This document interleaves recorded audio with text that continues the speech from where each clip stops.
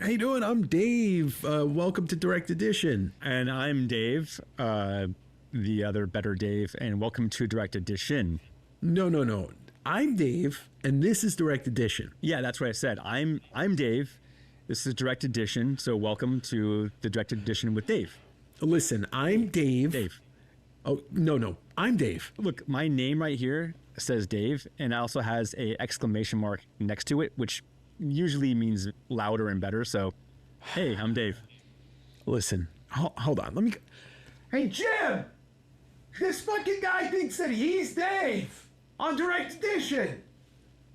All right, man. I'm looking at my watch, and I've been Dave for a year and a half longer than you. So I think that I am the older, more established Dave, and I'll be here Direct Edition. Yeah, Dave. I'm at it. Fuck this. I'm done.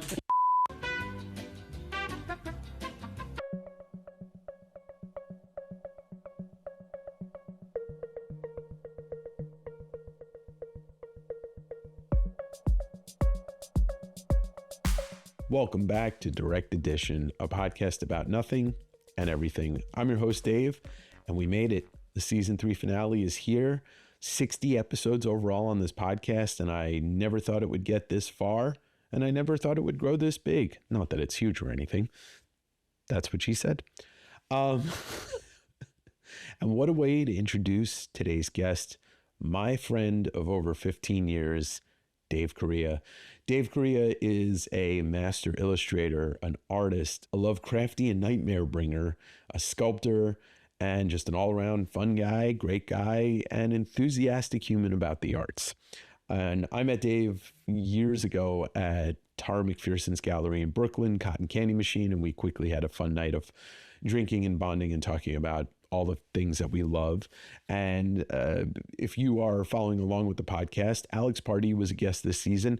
Dave, Alex's closest friend, started Zero Friends with Alex, and they grew together as artists and collaborators and idea makers. And it's just been fun to watch both of their journeys artistically. But Dave is, become one of my closest friends.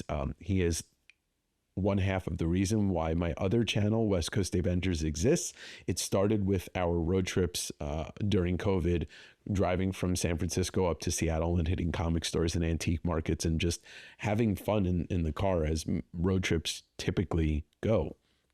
So my conversation with Dave is wide-ranging. We talk about his art and some of the things that have inspired him along the way, as well as things that he's kind of teaching to inspire other people, as well as his amazing printmaking skills and just all around fun. And we talk about Jaws and movies and influences of comics and all that good stuff. And for me, I would appreciate it if you're enjoying this podcast at any point, just hit subscribe on the platform you're on.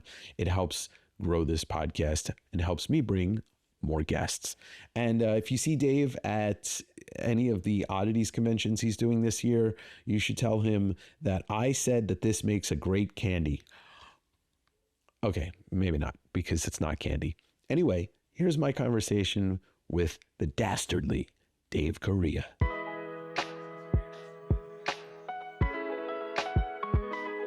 Hi, everybody. Welcome back to another awesome episode of Direct Edition, a podcast about nothing and everything.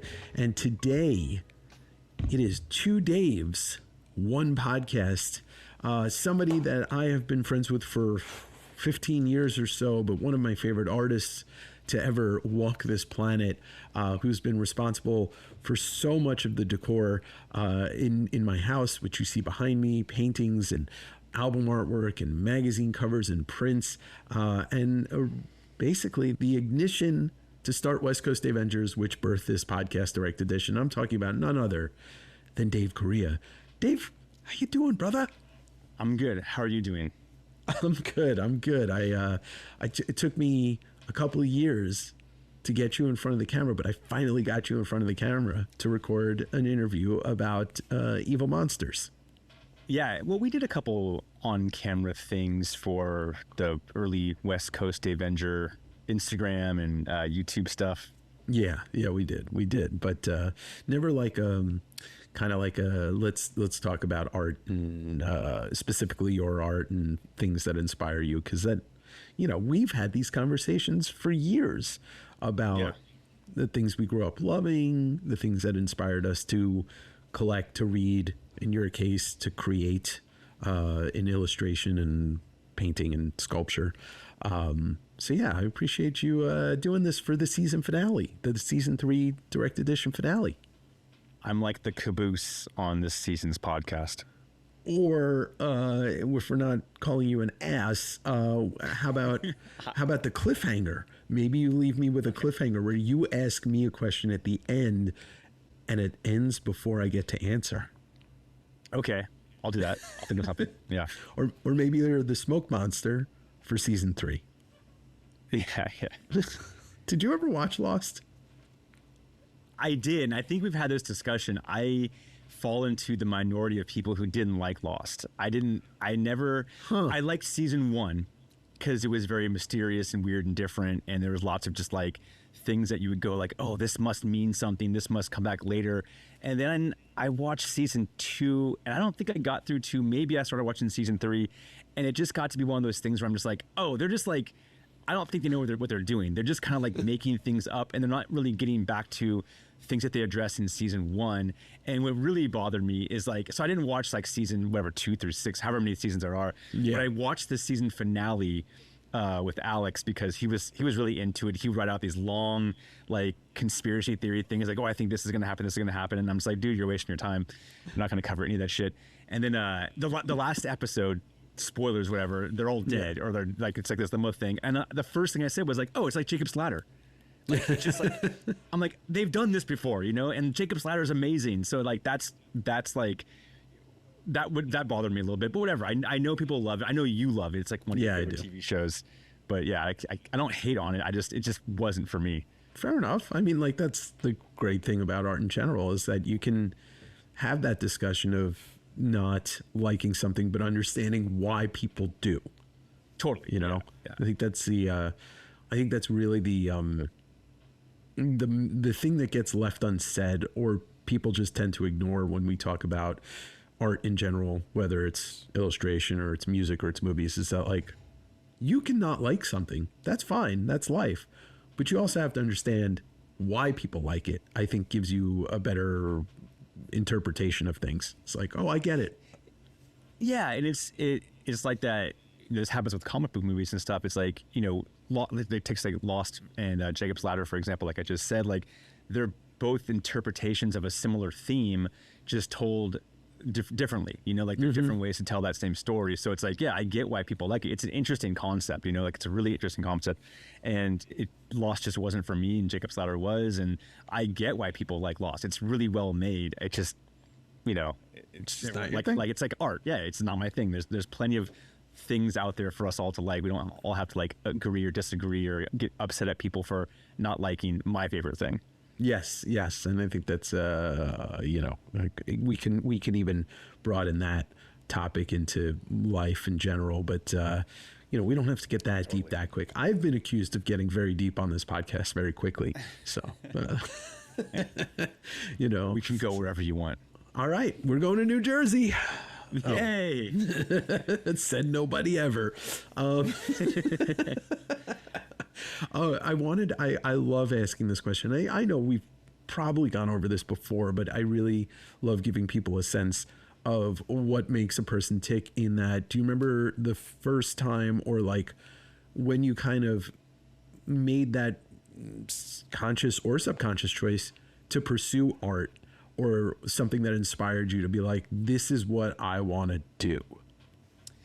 Yeah, you know, so I think like a lot of kids, I grew up just loving to draw, you know, and it was the thing I just wanted to do all the time. Like I wasn't really good at sports and I wasn't, you know, super outgoing, but I just loved to draw. It's where I felt the most comfortable at such an early age.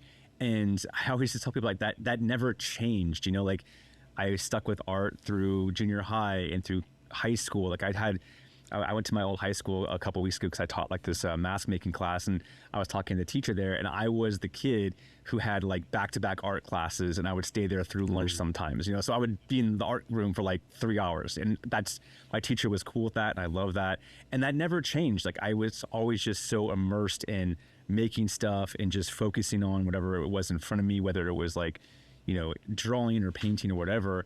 And I wanted to pursue that as a career because nothing else seemed right. It's like, I didn't want to get into like business, or I didn't want to get into like, whatever other careers that were out there. Art always felt like it made the most sense. And I went to school in college for 3D animation and 3D modeling because at the time it was very new. Yeah. I think, A Bug's Life had just come out and Toy Story had been out for a couple of years. But other than that, there wasn't much. And this is 1998, Yeah. To college for the first year. So I did that, and I didn't really like know that that's what I wanted to do. I just wanted to do art, and that seemed like the most tech job at the time with art.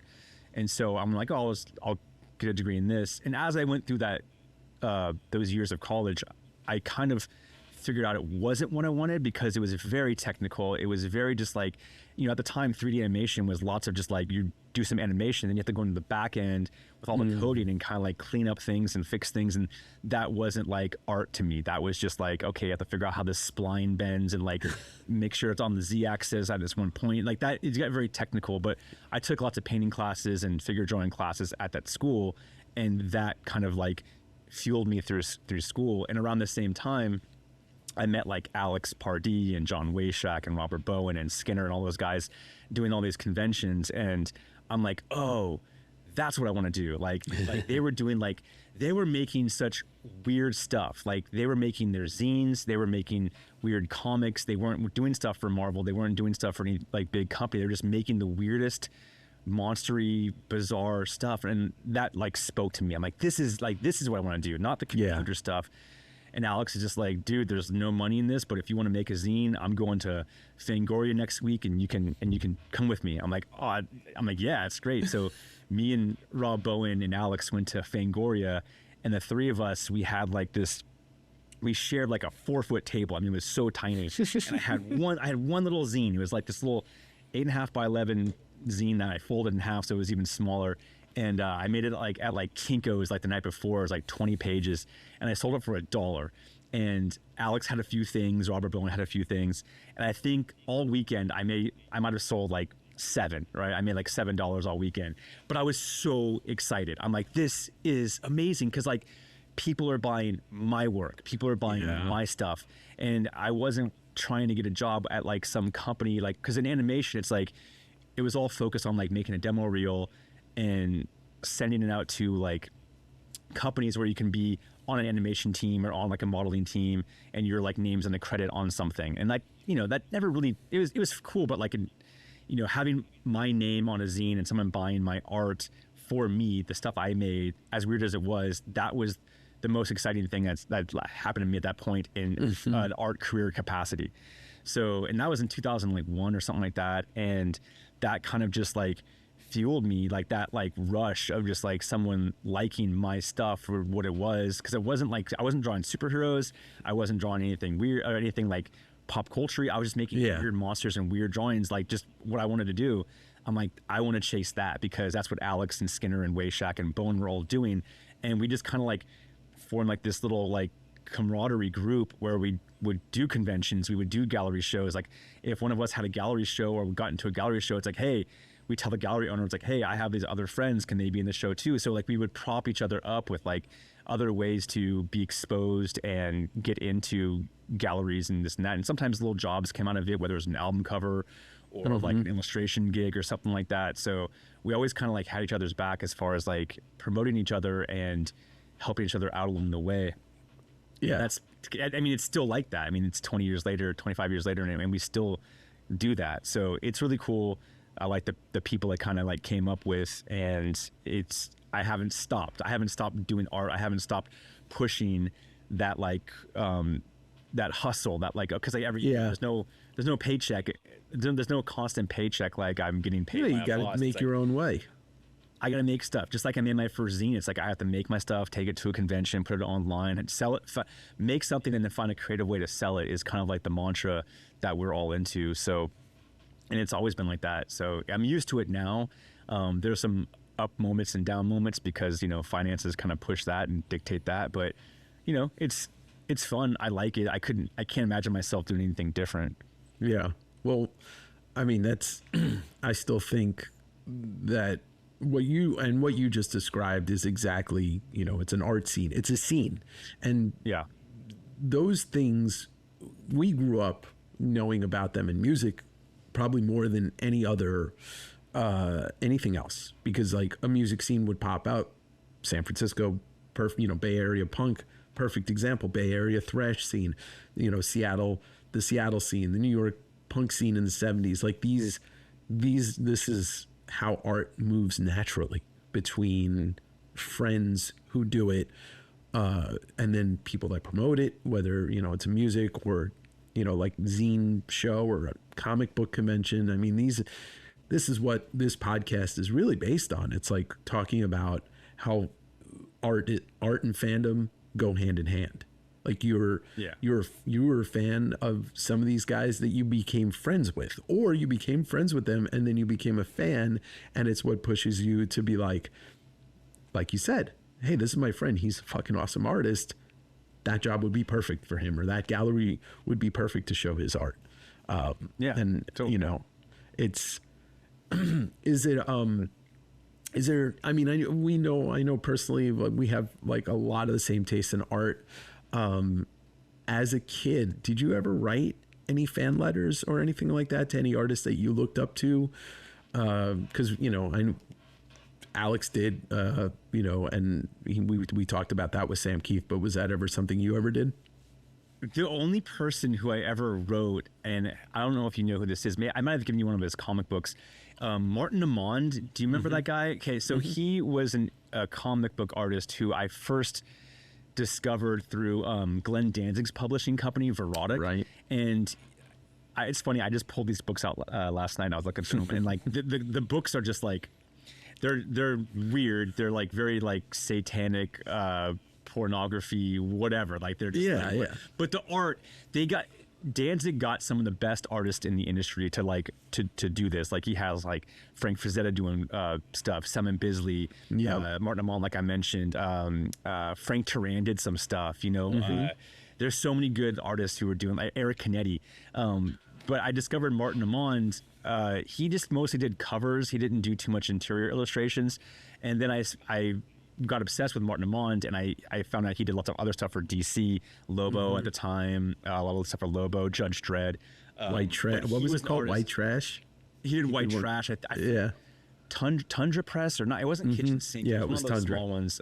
Tundra. Okay, yeah.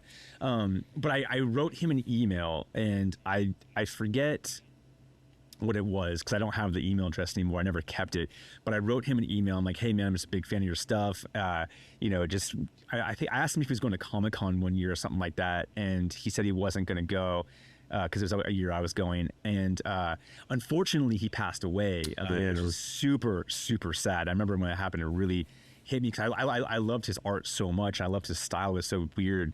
But yeah, he's the only person I think I reached out to as far as like a fan, like I don't think there's I never like did like the letters in a comic book or anything else, because like artists were hard to there weren't many ways to I guess they weren't as accessible back then. I guess with social media kind of coming up, they were some people I became friends with. Like I reached out to Chet Zar before I knew him. I found his I was on his podcast like a year or two ago, and he asked me how we became friends. I'm like, I actually reached out to you because your production company was in the back of a Tool CD cover or something like that. That's right. That's right. And I'm just like, oh, like it was called Screaming Lobster. He was doing like effects and stuff. And I hit him up. I'm like, hey man, love your stuff.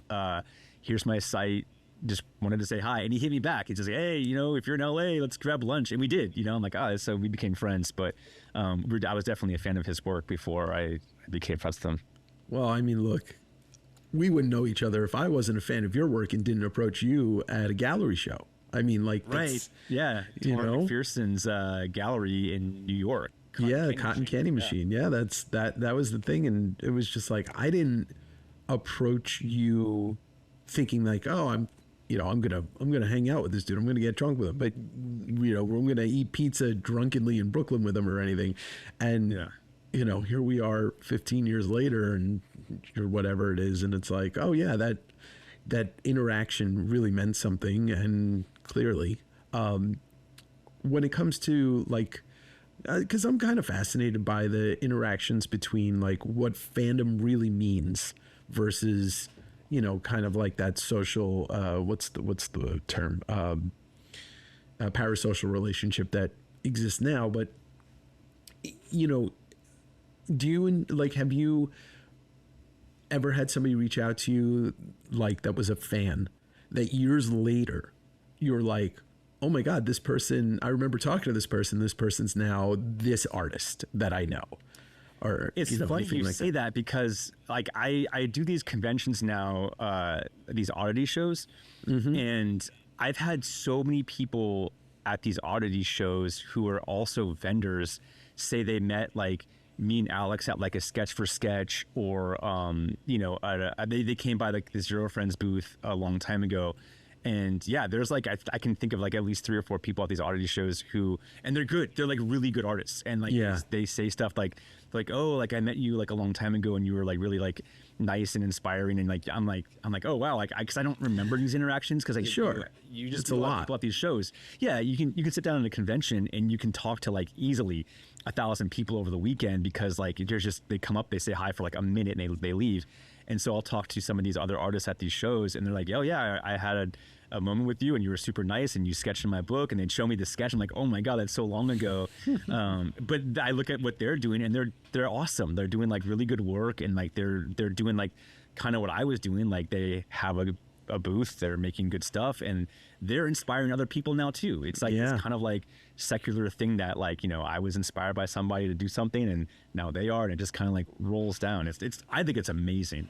Yes, yeah, and we've had hours and hours and hours and hours of conversation about tracing influences back and looking at that. Like just taking for example Graham Ingalls to Bernie Wrightson, and then Bernie Wrightson to Kelly Jones, and you look at that kind of lineage, and it's like, oh, I see it, and it's so cool to watch how someone inspires somebody else to do something great, and that person inspires somebody else to do something, and great is in the eye of the beholder, but still it's, and we talk about that, or movies, how, if I were to pick, knowing you for as long, and you can tell me I'm wrong or right, but I think if there is one movie filmmaker that has inspired you more than anybody else in your life, it's got to be John Carpenter, right? Like, is there? Yeah, and 100%. What do you remember? What the first Carpenter movie you saw was? My favorite one is The Thing, but I know it's not the first one I saw. I think the first one I saw probably was like Big Trouble in Little China. And as a kid growing up, I loved horror movies because the things that always stuck out were like the monsters, like Big Trouble in Little China, like those last scenes of them like fighting, and like that little like beholder weird eyeball feature, like, and the guy exploding, like that stuff I would just like watch. I would rewind it and rewatch it and rewind it and rewind it, because like it just is so different, and I love the idea that like there were things that weren't humans, and so that just got me into like looking for more horror movies and looking for more monster stuff. And John Carpenter put so much into that into his films, and then when I finally saw The Thing, I was like, Jesus, this is like a masterpiece. Like it's so perfect, like everything about it is amazing.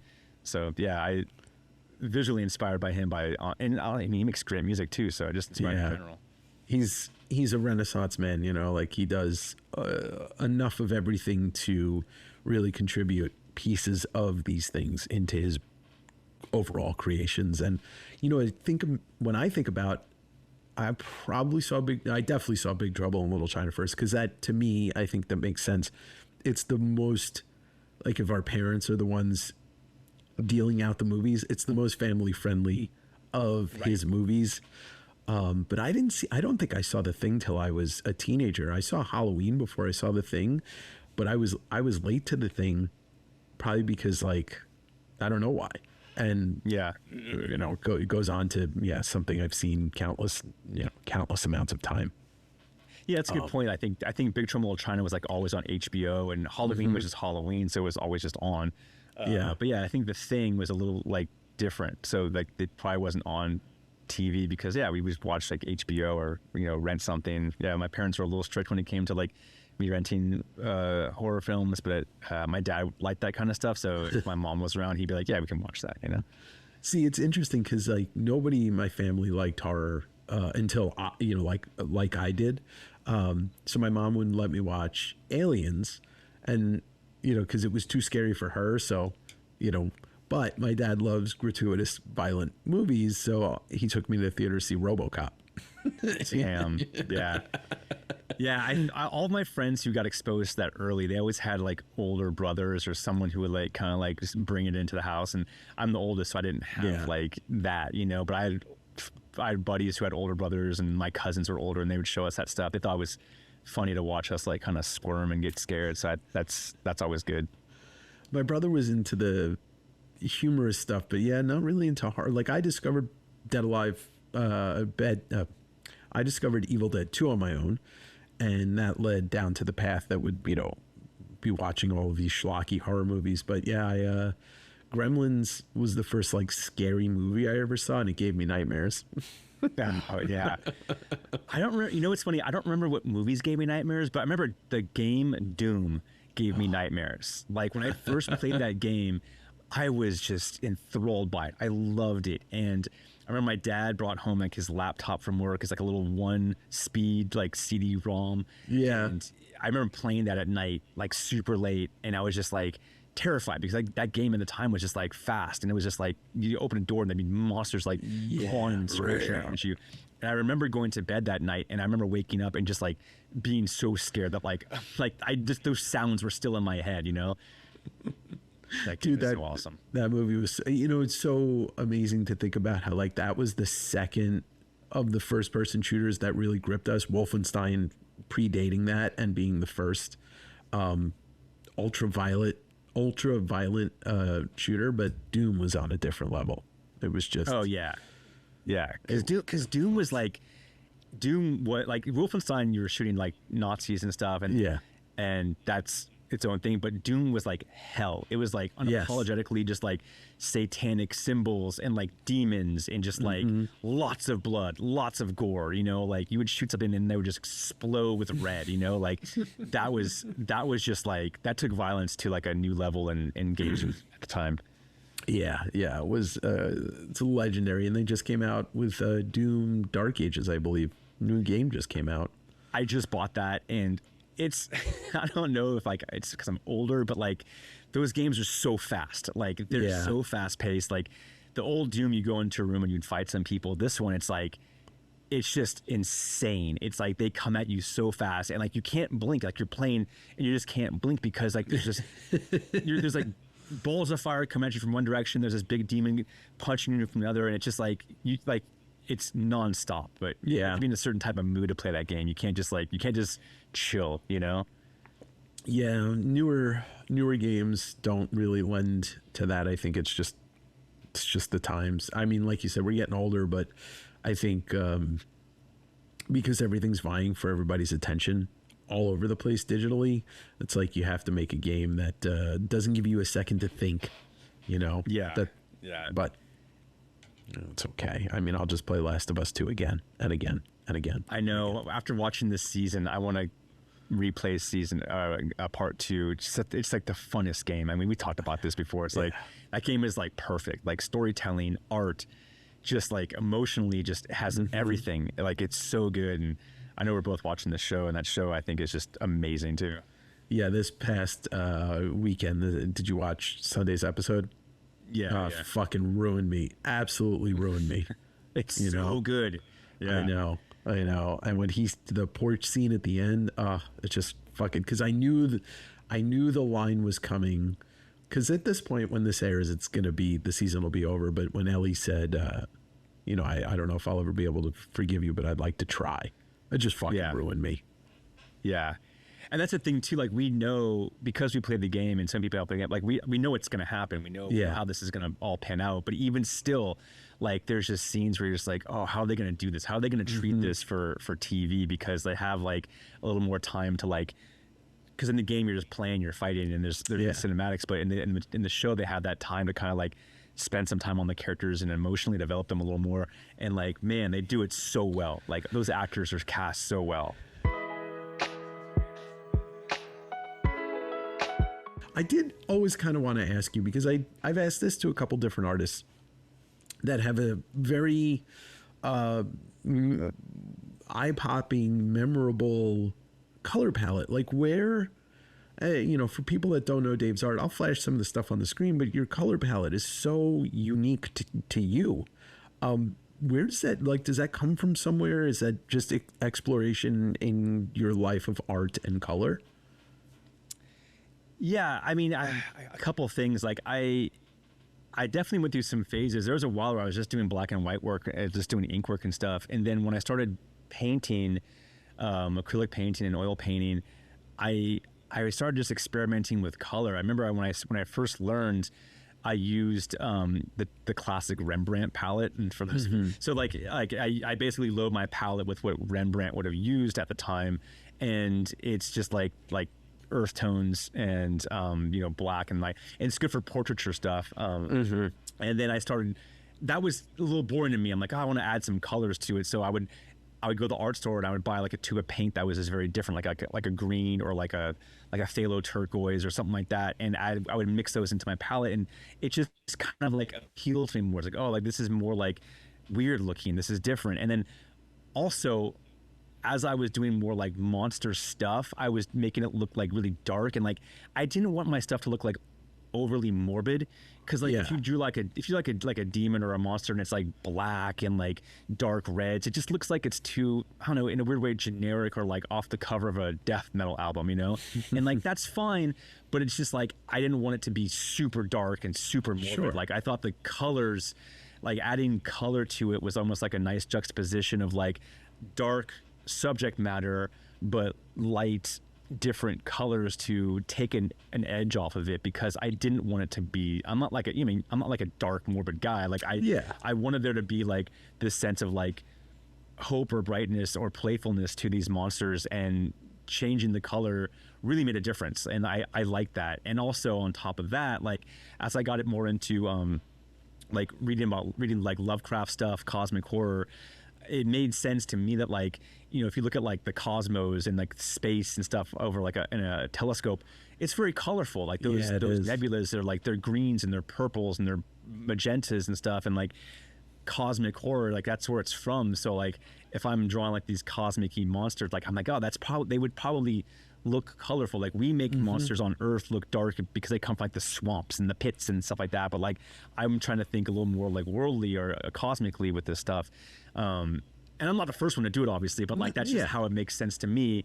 And even like things from like the deep regions of space or the sea, it's like once you go down to like those like bioluminescence creatures, like they're very colorful. They look like UFOs, and like they have lights and they're blues and they're reds and stuff. So those palettes to me are a little more like attractive for all those reasons. And I love it. I love pushing color and making things that like are like dark and subject matter, but like fun and playful colors, like that. Yeah, like that. No, this is a. Oh shit! This is one of those frames I'm working on. Oh my! But you can see like the piece, the Cthulhu, is like turquoise and purple and greens and reds and oranges and stuff. And so I'm making these frames that are like custom frames, but they're gonna be like baby blues and pinks and stuff, because I don't see it and I like it and I think it fits well together. So. Yeah, and I think you're right, especially for people that are into whatever horror or just dark stuff in tone. That doesn't mean that the colors have to reflect that darkness. They can be bright, and it's a great juxtaposition. It's fantastic. Yeah. I mean, it if we're talking about like your colleagues, your friends, Skinner or Alex, and you guys do have a very interesting color set that's unique to you, but it's a juxtaposition as to what you would normally see. Yeah, and it's funny, like this Skinner and Alex, I mean, influences, right? Like I think we all kind of influence each other. They have their own reasons. I think Skinner comes from a very like psychedelic sci-fi background, which influences his color palette and his style. Alex is more comes from a cartoon design 80s thing, so it's like that's where his style and colors kind of come from, but and then we all bounce off each other. I mean, we all shared studios for years. Yeah. So it's like, I feel like that has a lot to do with it also, you know? Yeah, and it's everybody's got their own style, but that doesn't mean you can't say like this person influenced, you know, like you can point that out without saying like they're independent from each other, but they're also influenced by each other.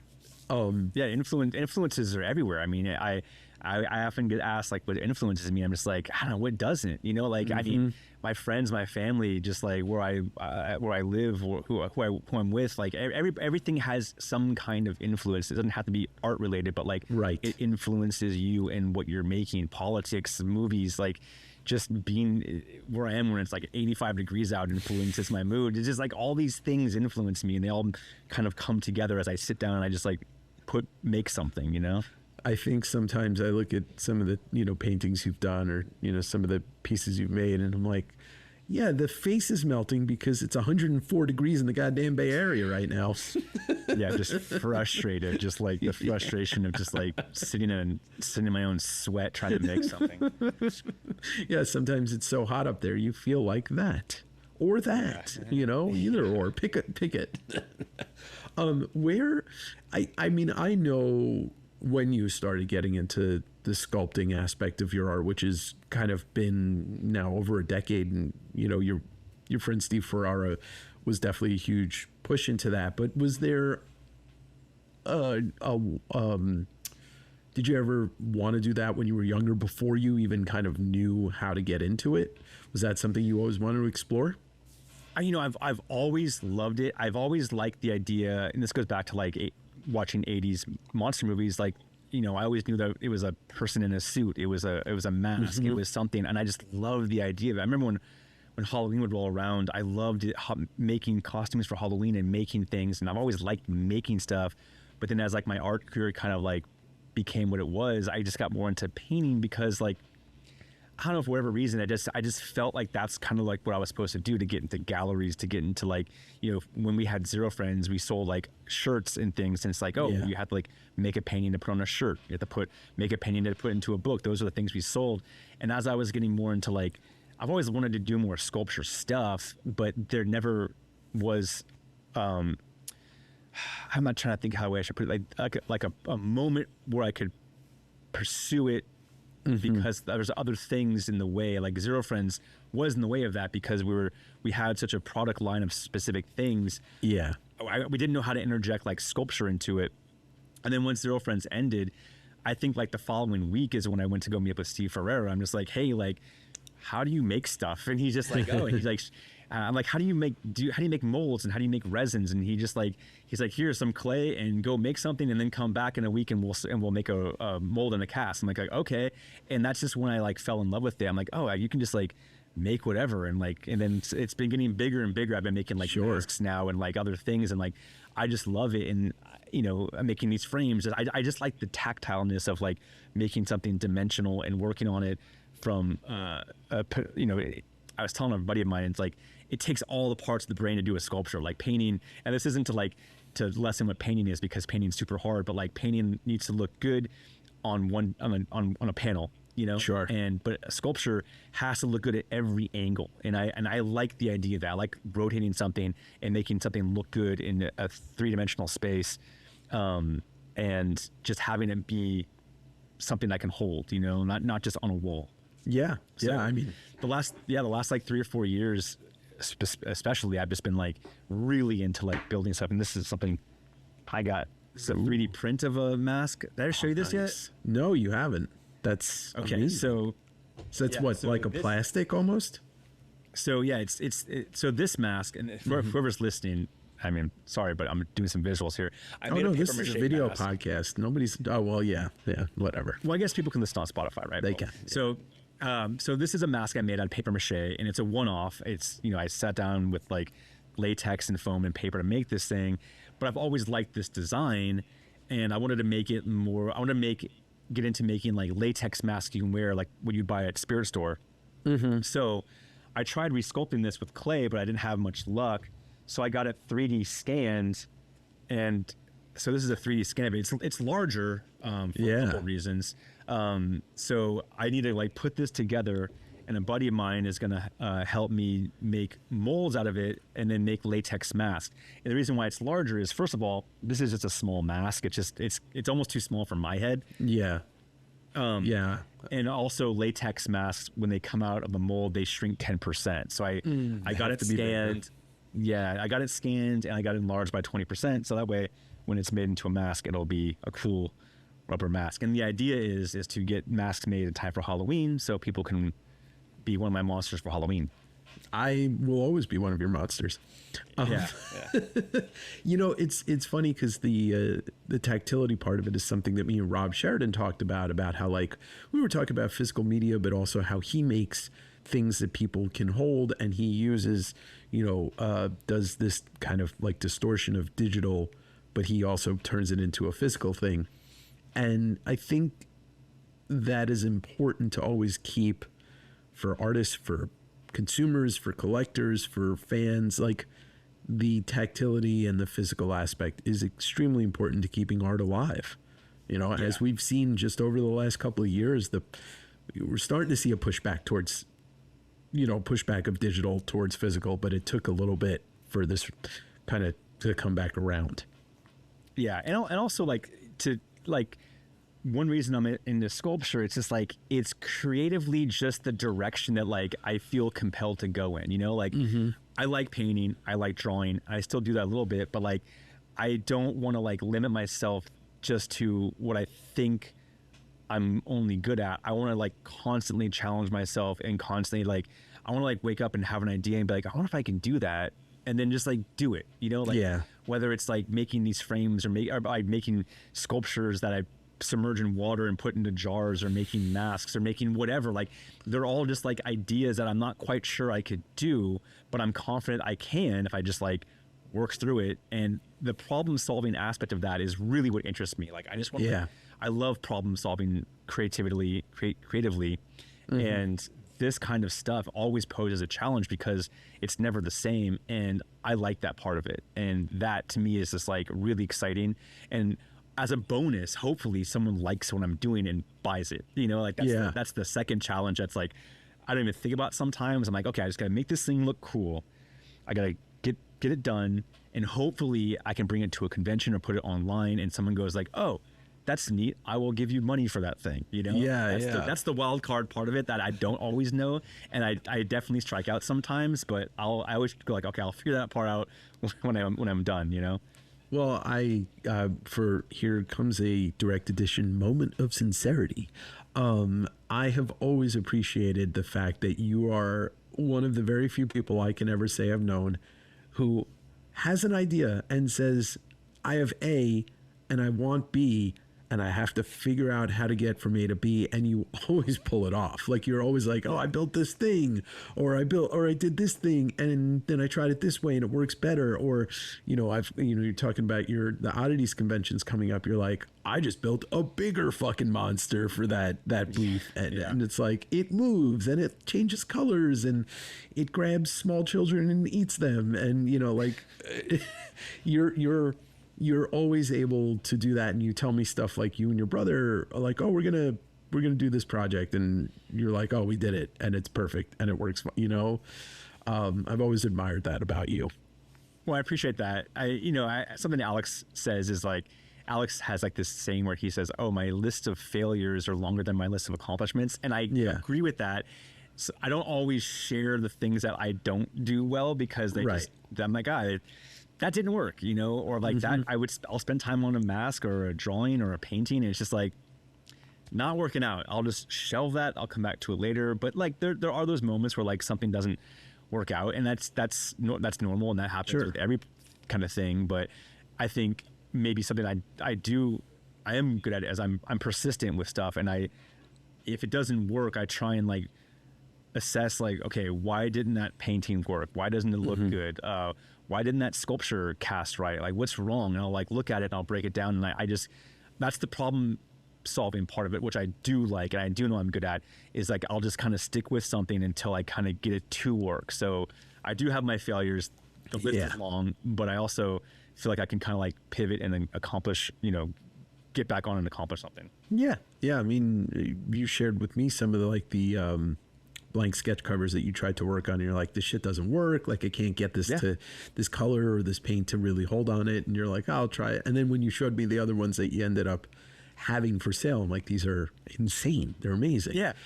There's there's a Carnage one and a Hulk one that I tried to paint like 2 or 3 times. I'm like, this looks awful. And I got so down. But then I painted that Joker one. I'm like, oh, this one works. You know, so it's like, there's just some that work and some that don't. And for whatever reason, it maybe wasn't a good day. Maybe it wasn't the something. I don't know who to blame it on. Maybe I should blame myself. I'm like, it just happens, you know, where it doesn't work right. Yeah. And then you figured it out. I mean, and maybe I'm wrong in assuming this, but is the reason you got into, so for people that don't know, Dave also does printing for certain artists. You do professional printing for Jason Edmonston and a host of other artists. Did you get into printing because you were seeing all of the ways that other people were doing your own stuff and you're like, I don't like the way this looks, I'm going to do it myself?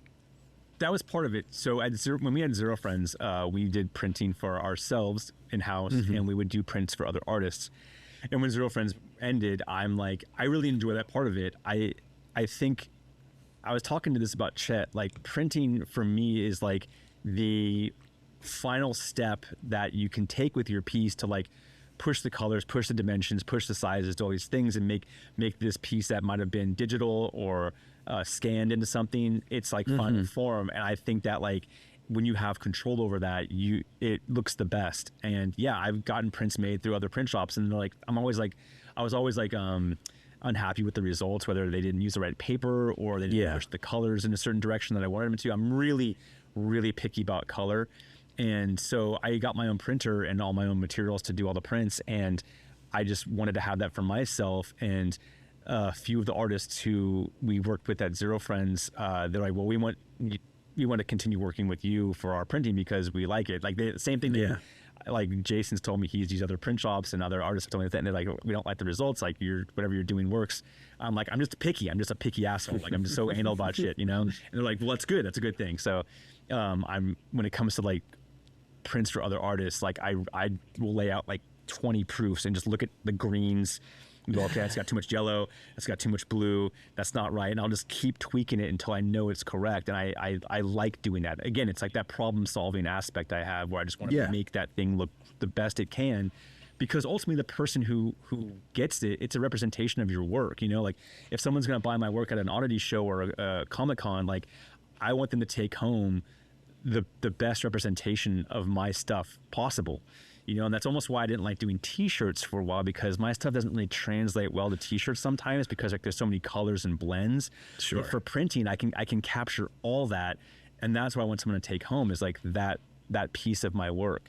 And I've always liked printing, and it helps me financially. If I don't have like a lot of other stuff going on, I can run print jobs for other people.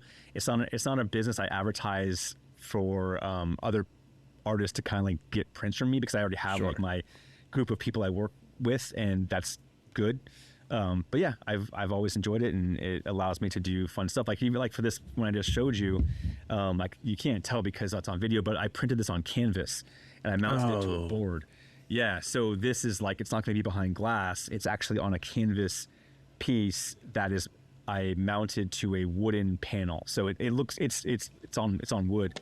It looks it looks and feels really good person, you know. Folks, if you are thinking about buying that, I have some bad news for you. Whatever Dave's charging for it, I'm paying it.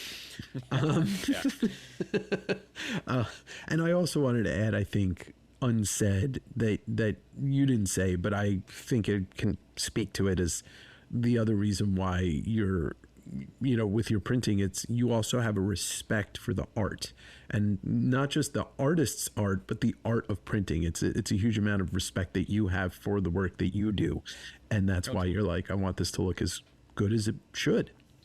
Yeah. I mean, I want, because the way I feel about my stuff and someone taking home my work, like when Jason goes to a convention, I want his work to be represented as best as possible, because like he's got a fan base that like is rabid about his stuff, and I want them to have like their best. I want them to have like the best looking Jason Evanston framework, you know? Yeah. And I don't want to let him down. I want to like make sure that he is getting like what his art deserves, basically. And yeah. I think that's and as a collector fan, you know, both of us together, you know, there's only one original, right? There's only one original. So you can only sell that once. But if you can create a print of that original that is, you know, affordable for 100 or 200 or 400 people to have, like, that's the idea of it. And I think, I mean, look, if we're talking about a company that's the size of more than 10 people, they're not going to put that kind of work in. But you, because you're doing this as a private business with certain artists, it's like you can put that work in. And yeah, that also goes a long way.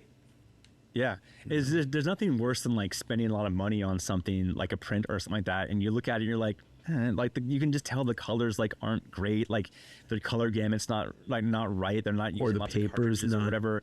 Yeah. The paper's thin or like over glossy. It's like, dude, like, I mean, I can tell you some stories off video about some prestigious companies that like I've gotten prints from them. It's like, dude, like I don't know what they're doing. Like they're cutting corners somewhere, and it's not worth it. Like maybe they're saving like an extra like 5% on paper or 10% on paper, or like they're not like proofing their stuff or whatever it is. Like I don't get that part of it because it's such an easy thing to do, you know. And I can't relate on that level to that kind of like mismanagement.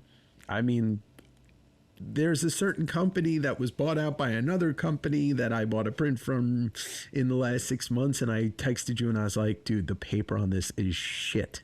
And it made me sad because the person who is the artist is one of the most amazing artists out there. But yeah, I'm not going to throw anybody under the bus. And it makes the artist look bad because like sometimes people don't know the print shop. They go, maybe the artist made this, or maybe like it's got the artist name on it. It doesn't always have the print shop name on it. So in turn, it really makes the artist look bad, you know, and it's not the artist's fault. The artist like gives them the file and trusts them with like the reputation that they should have. And it just doesn't come together.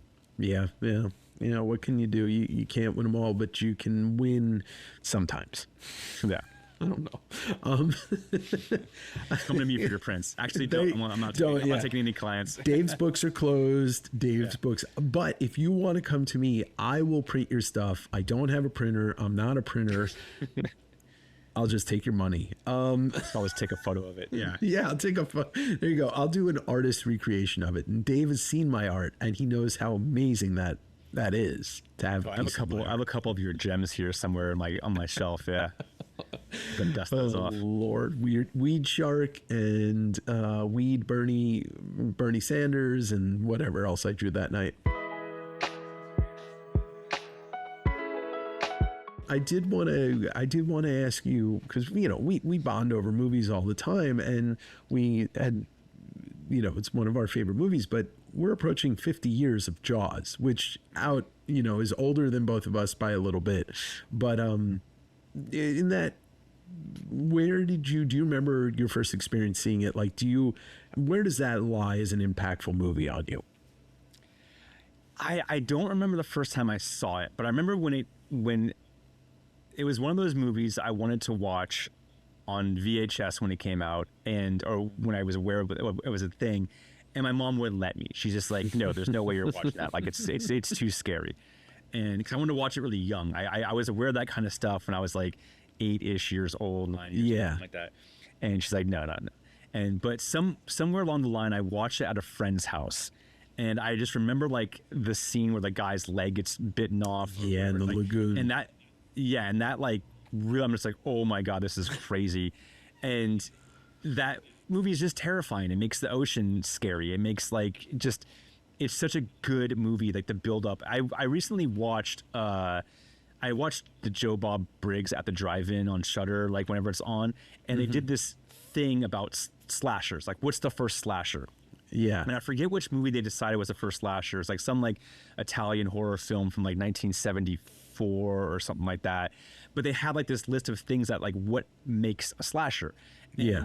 I kept thinking they were going to say Jaws, because like Jaws is a slasher film. It's like the movie must start off with a kill. You can't reveal the killer to the very end. Like all like these tropes of what make a slasher film a perfect slasher. And there's like 15 of these tropes, and Jaws just hit everyone. Every check mark Jaws hit. And it's like, yeah, like Jaws is like the perfect slasher, you know, like it really just like this sense of fear and dread and just like hopelessness and like this monster you can't defeat. Like, how do you fight, like beat this thing? Is it like, it's like not quite supernatural, but it almost could be, because like it's just like this real life monster, you know? Yeah. Yeah, I love Jaws. I think that's one thing that you and I just like have talked on endless about like how perfect a movie that is. It's perfect as a slasher. It's perfect as a drama. It's perfect as a blockbuster, because it is the first blockbuster. It's perfect as a picture of life in a certain point of time. Yeah. And it's also just like that movie also cements and then creates this entire career for Steven Spielberg. And it's his, second movie? And you know, and then I wonder, like, do you ever think about like how this man, you know, he didn't write the story, but obviously, you know, he adapted it from the Peter Benchley book, and then he goes on to adapt Jurassic Park. And we get these two fantastic pieces of like structural pieces of our childhood from the same guy. And then you look at Jaws and it's like, we totally fear it completely. But then we look at Jurassic Park and it turns us into a kid, because it gives us this childlike thing, and you're not scared of it. And I guess that's because we never experienced dinosaurs as human beings. We could go experience a shark right now. We could go out, you know, on a boat and probably see a shark in certain parts of the world 24/7. Yeah. Yeah, you can, like, the ocean is scary, man. Like like everything in the ocean can kill you. And there's like this darkness, like when you go in, like you can't see that far. Like even if you wade out into like waist deep water, if you put your head, you can't see. So like that fear, that terror, that thing, it could be within a foot of you, you know. And the thing that Jaws did really well is it brought that fear into the lagoon. It brought the fear close, you know. Yeah. Even though you're on land and you can be safe, like it's just like the water is like this mystical thing that you can just go get slaughtered in. Whereas like Jurassic Park, you can't like go into the woods and get bitten by like a raptor or a T-Rex or something like that. That's true. Plus, we're drawn as humans in reality. We're drawn to the ocean because we don't know a lot about it. Plus, it represents relaxation. It represents, you know, a day at the beach. It represents a lot of things. Tranquility, like just nice, like leisurely fishing and like throwing the ball around and sitting out there with your waders and stuff. Like, in Jaws, like the kid gets killed. Like, I forget the boy's name. Alex. On like the little floaty. Yeah, on the little floaty thing, maybe like 30 feet out, you know? And that's something that shouldn't happen, right? Yeah, it's such, I mean, it's perfect. And fuck, I mean, that movie created such an interesting exploration in my life of loving sharks and like being fascinated by them instead of being terrified by them. And something else that Jaws is really good that I thought, and this might be a slasher thing also, is like the point of view of the shark. Like when it was like, you know, you didn't get the point of view of the raptors in Jurassic Park, but like you knew terror was coming when you were like in the shark eyes and you would see the water kind of like dip and stuff. You're like, oh God, this is scary, you know, because you've been in the water like that and you're like, this thing is gonna kill me. Yeah, and it's a masterpiece of high order. I did want to ask, you know, something that I think, you know, there's a lot of people that listen to this that are artists or, you know, budding artists or whatever, creators. Was there anything that you struggled with early at any point or any point in your career that you would look back and could give some advice to a young Dave or somebody that is struggling with art?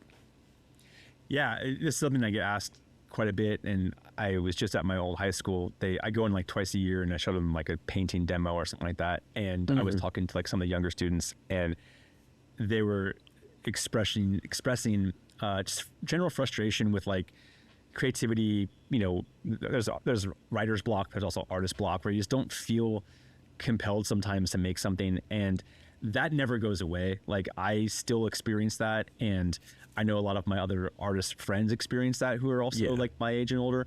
And so don't get down on that kind of stuff. Like everyone has moments of self-doubt, I think, right? So but sticking with something and just kind of like remember, like for me, I just want to like trust my abilities and trust that I can kind of like get through stuff. And taking breaks is okay.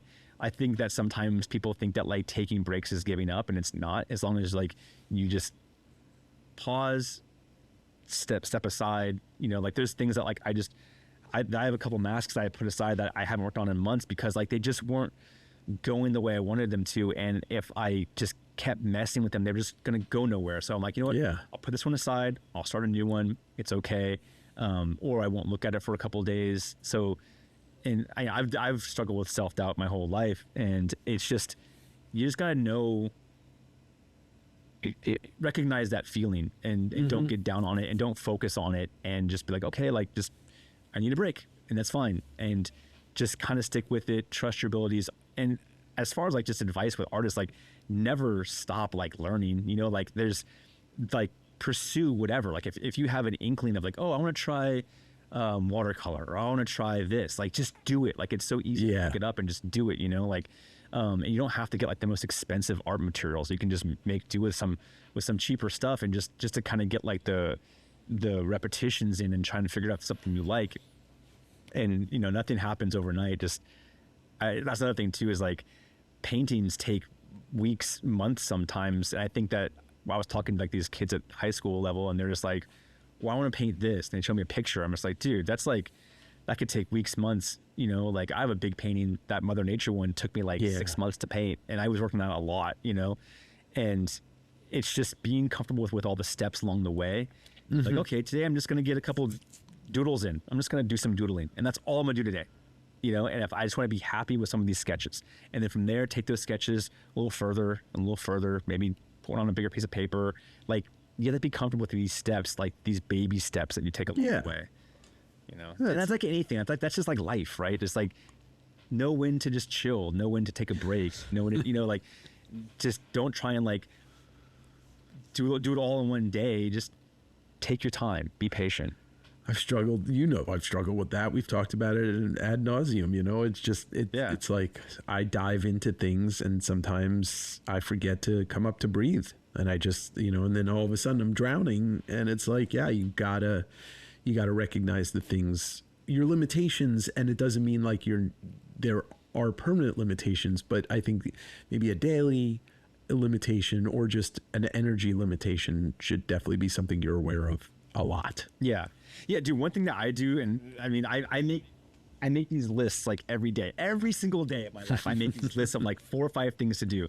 And I mean, I have so much to do for my next convention, but it's like, oh, just today, I'm just going to prime all my frames. You know, I have like all these frames. I'm just going to prime them because I can't finish them all, but I can get that step done. And then I have other things, you know, so it's like just checking off these manageable tasks that at the end you have all this work done, but knowing what you're capable of and setting realistic goals is just like the way that I've learned to like basically just function.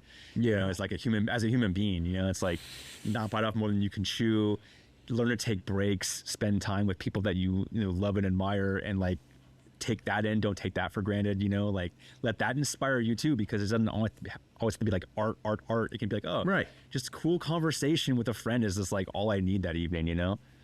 I mean, you know, me walking and calling you and talking sometimes, you know, hour or whatever, it gets me like stoked. It gets me excited to just like take that time to talk to somebody and then go on with my day. And, you know, whether it inspires me with words or it just fuels me with having that conversation. Hence, this podcast is another thing that propels me forward to do it more, you know. Yeah. It's like, taking breaks is one of those things that like wish I would have done a lot more earlier. I think I'm more aware of that now, at least knowing that what a real break really is. It's like, I think I used to associate it with like not working. It's like, oh, by taking a break, I'm not working. It's just like, no, it's just relaxing. It's just like taking time. It's resetting. And like, that's so important, because if you just fill a day with just like work, like you just get burnt out, man. And burnt out is like a shitty feeling, and it adds to stress and anxiety. And then you're just sick, you know? And it's just like, why, how did I get here? But like taking breaks and allowing some time to just like breathe and move and not think, and just like connect with a friend and like a loved one, whatever it is, you know, like that's important, you know? And like you said, it reinforces that. It's like doing that ends up inspiring you some way or another without you thinking about it. And you're like the conversation or the walk I went, you know, the walk you go on to take the break. It's like you're taking in stuff, your brain is working, and next thing you know it, you're like, all right, it's been 2 hours. I'm going to go back to the studio. And then all of a sudden you do something or whatever. You have an idea, you write down an idea. I mean, that's something that over the last year I've gotten a lot better with, is just writing down ideas. Yeah, sometimes I come back to them, sometimes I don't.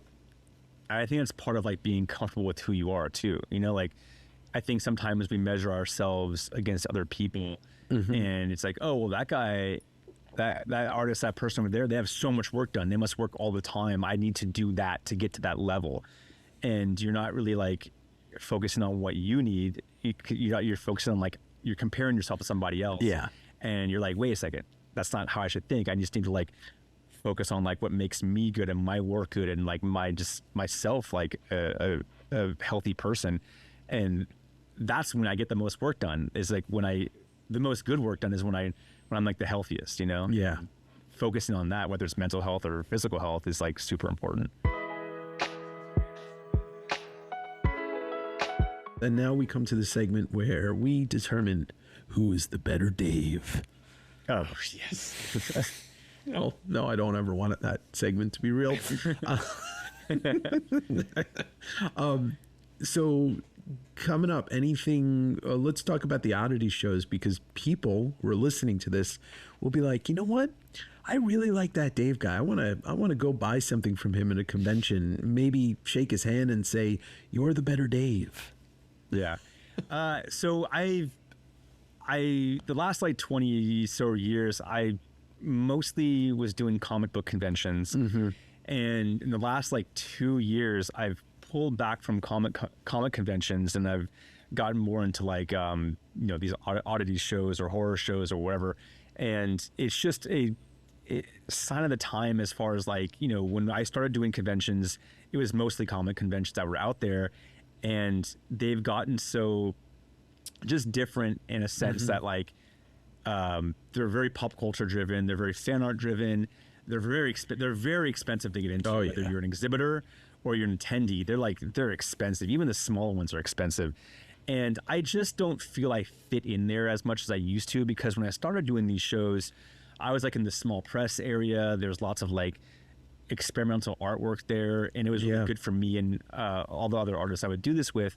But in the last like, you know, that last like 2 or 3 years, it's just gotten so different. So I got into like these oddity shows. It's the Oddities and Curiosities Expo. And what's cool about them is like they're very just like, they're just weird art shows, and like I love them. And they tour all over the US. So every weekend there's one going on somewhere in the United States. I think they were just in Boston last week. And they just travel around. And what's good for me is like I can sign up for a few of them and just kind of hit the ones that are like close to me or the ones I want to go to. And when I go there, it's like they're affordable for people to get into. I think like they're $10 to get into. Parking's not expensive, you know, and contrast to some of these comic book shows that are like $80 to get into for like one day. Parking's like another 25 or 30. And, you know, it's just, so these shows are just like dark art markets, and I like it. The people there are awesome. I can't say enough good stuff about it. So I'm doing like a lot of those shows this year. Yeah. I think I'm doing 9 of those shows this year. Wow. Yeah, I just did this year LA, San Diego, Phoenix, and Albuquerque, and I'm doing San Jose, California, like in a month. Then I'm doing Portland, Seattle, Utah. I'm going to Salt Lake City, Utah. Nice. Yeah, and I think I might do another couple shows here and there. Like I think I'm doing the HP Lovecraft Film Festival. Maybe they reached out to me and asked me to help them with some stuff, and I think I also might be doing Cape and CalCon. So I do lots of conventions, and it's all on my social media. I have like a little pinned thing that shows like where I'm going to be and what I'm going to be doing. So if you want to see me and see my big booth that I bring way too much stuff for, I make lots of things and have monsters, and I don't know what I should. I just bought a mannequin. Did I show that mannequin I bought? No, I don't think you showed me. I just bought a mannequin. So I usually have a 10x10 booth. And for this new oddity show in San Jose, I got a 10x20, which is massive. It's so much bigger. We used to have a 10x20 when we had 0 friends, and it's just like it's twice as big, obviously, but it just fuels like so much more space. And like, so I have a bigger wall now, and I have like these mannequins I'm gonna put in there. I'm gonna make them have big heads and hands and things. Of course, they're gonna light up like they always do. So it's more work. It's things I don't sell, but it just looks cool, and I'm into like that part of it. I love booth design. I love making the booth as equally as cool as the art I'm trying to sell. It's very important to me. Like Alex and I were always very into like branding and the visuals of how Zero Friends looked, not only what we were selling, but like the identity behind it. And I think that like booth design is part of that. And, you know, I want to stick out at these shows and make it look neat. So, well, you do a good job at that. You have a giant monster on top. I mean, I've been behind your booth multiple times over the last decade, and, you know, it's always fun to see people's eyes get big as they approach your booth and they see a glowing Lovecraftian style monster in person, and they don't lose their minds. That's the whole thing. They don't. They spend their money. Yeah. It all started with like, you know, at these shows, like you're a needle in a haystack, you know, like you're just another booth. And Alex and I always wanted, it was always like, oh, we want people to like see our booth from like 3 or 4 rows away and come over because of that. And once they come over, like the artwork, you know, can kind of like speak for itself and sell itself. But like to get somebody who's like 50 feet, 80 feet that way, who doesn't know who we are, to go, oh, what is that? That's crazy. I need to go check that out. Like that's the hardest part at these shows. So like getting people over, I love being at a convention and seeing someone from like 2 or 3 rows over point to my booth and go like, what the, and then like walk over because they want to see what it's like. And I love that part of it. You know, I think it's so cool. So, well, for anybody that sees Dave at a convention, you can bring him a soul and he will give you a free skull. Yeah. But his soul has to be contained. It has to be contained. Make sure it's in a jar, tightly closed. Make the lids on. Souls flying around. And he will you accept a live ghost trap from Ghostbusters as well? Yeah, I'm working on the ecto containment unit right now, but that should be up and running by July. So if you can bring one, I'll dispose of it for you. Honestly, like, I think a dream, maybe my projection of a dream project for you would be designing a fully functional haunted house, like a fully functional, permanent, 24/7, 365 days a year. I don't know if I ever told you this. Alex and I, this is before like escape rooms were like a thing. We wanted to kickstart a haunted house art show. I don't know if I ever told you that. So when we had the Zero Friends warehouse in Oakland, we shared the warehouse with somebody else, but we had the idea of like maybe buying them out, you know, and we wanted to kickstart this haunted house where we would build like the face of this haunted house, and you would go into it, and every room would have like items in it, and based off of the items that you can kind of like touch and read, and it was all artwork. It was all like paintings and illustrations and sculptural stuff. You can kind of like decide, it's almost like a choose your own adventure where you can go through these rooms and pick a path based off the artwork, and it'd be like an art show. And every time you go through, it'd be kind of different because there'd be different paths, and it would pop you out at the end at a gift shop / showroom that would have things you can buy. So like we had like, and this is before, I swear this is before escape rooms. Like we had this idea so long ago, and we never did it obviously, but like building like a facade of a thing. And we kind of did that with our booth that one year at Comic-Con where we built like the cabin. Remember that cabin we built where it was, like, I do remember that cabin with like with the witch's head coming through? Well, that was part of an idea we had a long time ago. But I think I've always liked the idea of like a choose your own adventure type of art show where like these items kind of like would navigate your path through these rooms to do something kind of neat. And I think, Meow Wolf kind of did that, and there's been people who've done that. So it's not like we had that idea first, but like I think that's just a cool idea for a show. I mean, look, you could definitely still do it, and I would back the space fuck out of it. Yeah, I know. Yeah. When we started like going, okay, how much is this gonna cost? It's like, okay, like building materials alone is like fucking like thousands of dollars, and it's like, getting someone to make it and then permits sure people don't get hurt. Yeah, it just became like this thing. I was like, okay, are we gonna kickstart? Like, are we actually gonna buy a house? Like, what do we like this thing got so expensive so quick, That might actually be you find a place where it's like real estate's still affordable, whether it's in California, like or somewhere else, but that would be amazing. Like, and then based off the decisions that you make and the objects you pick up, you come out into a gallery and it's one of several artists. So you could pick up certain objects and end up in the Dave Correia gallery, or you could pick up certain objects and end up in the Alex Pardee gallery. And it's like, well, it really is a choose your own adventure. Yeah, and yeah, I mean, that was kind of the point. That not the end part, but like knowing that if you go through this thing and you chose different rooms, it would make you want to go through it again and go, okay, like last time I went through the painting on the wall. This time I'm just going to lift the sculpture that will make the fireplace open up. So it's like knowing that you can go through it again, you want to have different experiences every time and see different artwork that told different stories going to the house, whoever it was, Brilliant. Well, I wait for that and the Sketch for Sketch 2 tour, whenever that happens. That killed us, yeah. And you're not getting any younger. Yeah, I know. We talked about doing like a more like a regional one, because the one time we did Sketch for Sketch, and for those of you listening and watching, Alex and I drove cross country and back, and we stopped at all these cities and did like a signing / drawing thing, and we did something like 20 stops in like 30 days. And it was way too much. It was so much, because we would draw and sketch for like up to 8 hours sometimes in one spot, then like sleep for 2 hours and then hit the road. It was just, we didn't plan it right. But if we were to do it again, like a book tour or a sketch tour, maybe pick like, the East Coast and just do like East Coast, type of thing. Yeah. Just kind of like focus and give ourselves like a couple days to actually get somewhere. I think hearing rumblings of a couple other people, namely Sean Crystal, Jim Mafud, and Matteo Scalera, Ink Pulp, talking about next year doing a little comic book store tour. I think if somebody starts doing that, like if it gains traction, it's gonna gain traction in a big way, because I just think that's the ultimate way to now connect to your audience, is to tour and do it. Nice.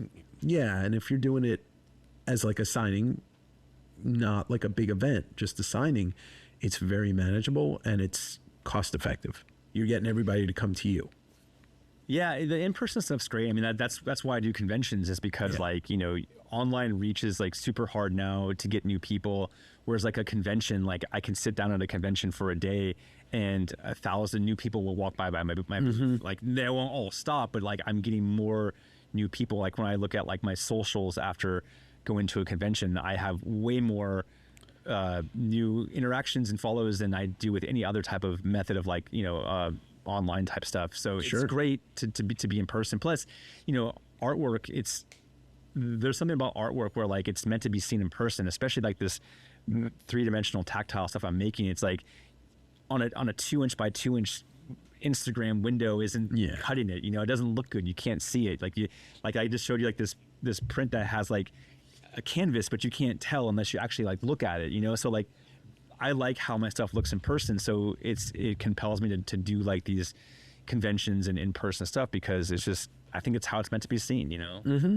Yeah, and I think that's best way to say it is in person, see it, touch, well, maybe not touch multiple $1,000 piece of artwork if you're in a museum, but at least get close enough that you can. So cool. Well, Dave, thank you.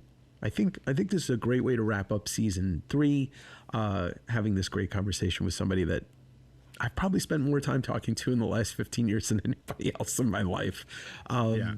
And, because I'm a good promoter, all the links, all the things will be in the description, whether you're listening to this on Spotify, Apple, wherever, or watching it on the YouTubes.